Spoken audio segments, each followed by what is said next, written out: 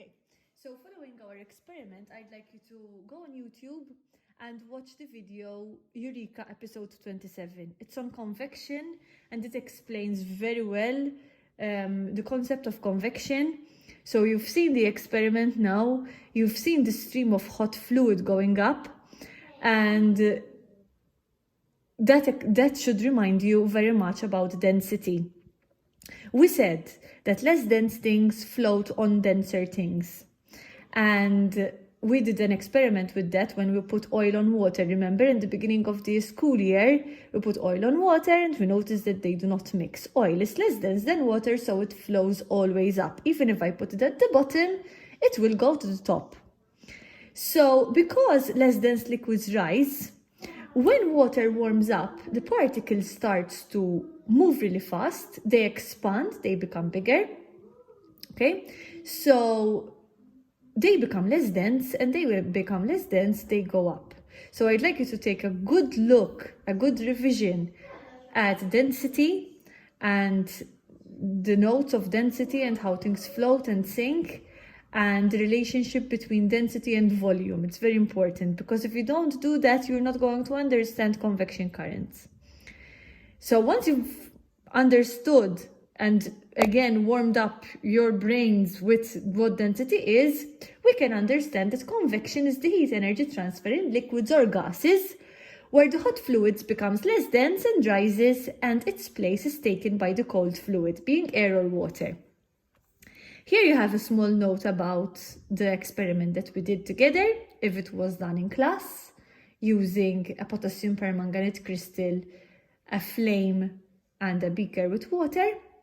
And the stream of hot fluid goes up while the cold fluid goes down. You have the note here, pause the video and write it down.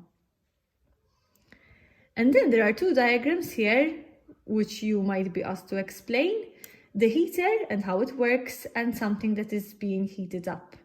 The heater heats up the air over it. Okay, when I was little, my mom had one of these and she used to put our clothes here to warm them up for us after our bath.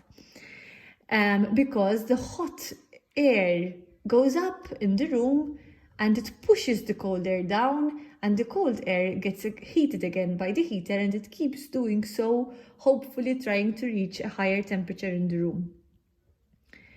And the kettle and pots and pans and water heaters and whatever, they heat up the bottom of the liquid, so that creates a convection current and eventually heats the whole thing. Okay, in the experiment of specific heat capacity, that's why we use the stirrer, to make that process quick and to not have areas of hot and areas of cold. It will soon all be one temperature. Okay, if I heated the top of the kettle, not the bottom, the hot fluid would remain up here and it will never go down, and the bottom will never heat up, like we did in the test tube experiment earlier, which showed that heat cannot travel by conduction, but it can travel by convection, as it is here. As you've seen in the video, there is an example with hot air balloons, and this is how it works. You need to know how it works, so it's important you understand that some air, when it's heated, escapes, and the inside of the balloon becomes less dense than the outside. So the hot air balloon flows up.